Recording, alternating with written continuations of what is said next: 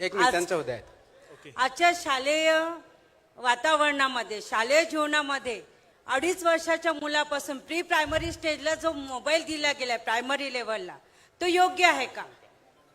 आणि गुणवत्तेवर जे बोलल्या जातं, शिक्षकांना जो दोष दिला जातो समाजात, तो सुद्धा योग्य आहे का? गव्हर्नमेंटची पॉलिसी योग्य आहे का? अशैक्षणिक कामं शिक्षकांना दिली जातात आणि शिक्षकांच्या नावानेच ओरड केली जाते, इथे योग्य आहे का? इथे विचार करण्याची दिशा कोणाला द्यायची, का म्हणून द्यायची? गव्हर्नमेंटचं धोरण हे व्यवस्थित असावं. प्रश्न समजला. Thank you sir. मला प्रश्न ऐकल्यानंतर असं वाटलं की विद्यार्थी कमी आणि शिक्षक जास्त आहेत इथे. हरकत नाही, गुरुजन जास्त असणं गरजेचं आहे आता सध्याच्या काळात. पहिला प्रश्न आपला असा आहे की जे लहान वयापासून मोबाईल दिले जातात ते योग्य आहेत का? जगामध्ये याच्यावरती खूप मोठ्या प्रमाणात रिसर्च झालेला आहे. पर्टिक्युलरली नॉर्वेजियन ज्या कंट्रीज आहेत, स्वीडन सारख्या, याच्यामध्ये रिसर्च अंती हे प्रूव्ह झालेलं आहे की डिजिटल एज्युकेशन जे आहे आणि आपलं ट्रेडिशनली आपण ज्यांना लिहिणं, वाचणं, रायटिंग स्किल्स या ज्या आहेत, या डिजिटल एज्युकेशनपेक्षा बेटर आहेत. कारण लिहिण्याची कला किंवा रायटिंग स्किल्स, रीडिंग स्किल्स ह्या डिजिटलमुळं कमी झालेल्या आहेत. हा त्याचा संशोधनांती निष्कर्ष निघलेला आहे. म्हणून गरज कशाची आहे तर शिकवण्याची, रायटिंग स्किल डेव्हलप करण्याची, लर्निंग, रीडिंग आणि लर्निंग आउटकम आणण्याची त्यासाठी गरज आहे. त्याच्यामुळं माझं वैयक्तिक मत असं आहे की एका पर्टिक्युलर एजच्या खाली डिजिटल एज्युकेशन हे देता कामा नये. डिजिटल हे माध्यम आहे, ते साध्य होऊ शकत नाही, साधन आहे.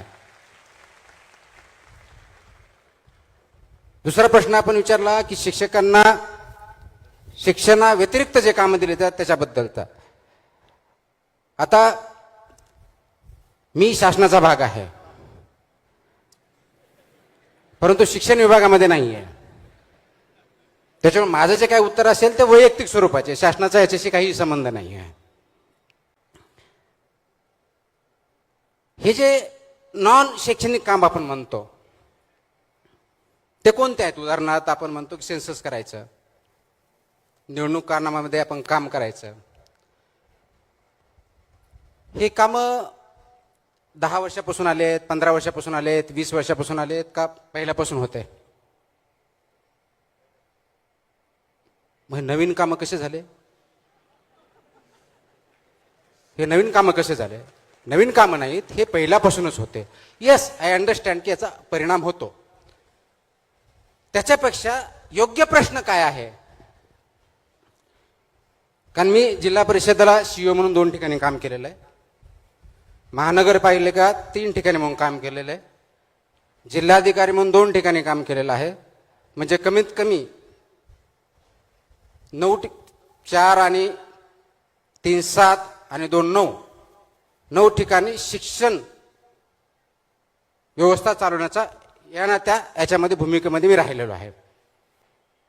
मला आठवतं की मी ज्या शाळेत शिकलो, जिल्हा परिषद शाळेत होतो, त्या शाळेमध्ये तेव्हाच्या शिक्षकांचे अजूनही मला नाव आठवतात. माझ्या पुस्तकामध्ये त्याचा उल्लेख पण आहे की माझे जे प्रायमरी शिक्षक श्री लाड होते, श्री मस्के होते, या गुरुजींनी मला त्या काळात शिकवलं ज्यावेळेस पुस्तकं सुद्धा अवेलेबल नव्हते. ते गावात राहायचे आणि ते फक्त विद्यार्थ्यांचे शिक्षक नव्हते, ते गावांचे जवळजवळ शिक्षक आणि गायडन्स होते. आपल्याला नॉन शैक्षणिक कामं जास्त वाटतात. आपला ज्या ठिकाणी कार्याचं स्थळ आहे त्या ठिकाणी जाण्या आणि येण्यामध्ये किती वेळ जातो? डिस्ट्रिक्टच्या हेडक्वार्टर किंवा रिजनलच्या हेडक्वार्टर म्हणून जाण्या येण्यामध्ये तो वेळ आपण अध्ययन आणि अध्यापनामध्ये घालतो का? विद्यार्थ्यांचा स्क्रीन टाईम बद्दल बोलतो, स्वतःच्या स्क्रीन टाईम बद्दल काय?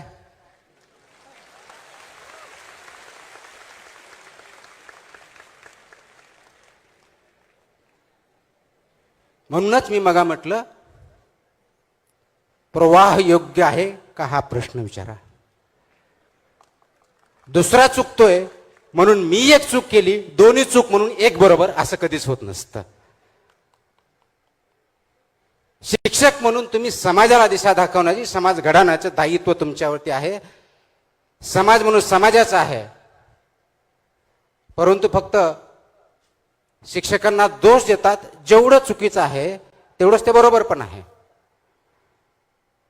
कारण दिवसातले काही तास विद्यार्थी ह्या शाळेत असतो, बाकीचे तास तो कुटुंबाबरोबर किंवा समाजामध्ये असतो. म्हणजे विद्यार्थी किंवा समाज घडवताना समाज, कुटुंब आणि शाळा हे तिन्ही घट कमी जास्त प्रमाणात, पर्सेंटेज कमी जास्त असेल, ते सर्वजण जबाबदार असतात. मग या केसमध्ये कोणता घटक किती कमी किंवा जास्त ही बघण्याची आता वेळ नाहीये. वेळ ही आहे की तिघांनी मिळून योग्य त्या दिशेनं आपला जो ओढा आहे, जो झरा आहे, जो प्रवाह आहे, तो चाललाय का चुकीच्या जनते चाललाय, याचा विचार करून योग्य ठिकाणी वळण देण्याची आणि त्याच्यावर चालण्याची गरज आहे. ती शिक्षकांनी आणि समाजाने आणि कुटुंबाने जर घेतली तर हे प्रश्न मला विचारण्याची किंवा समाजाला विचारण्याची गरजच पडणार नाही.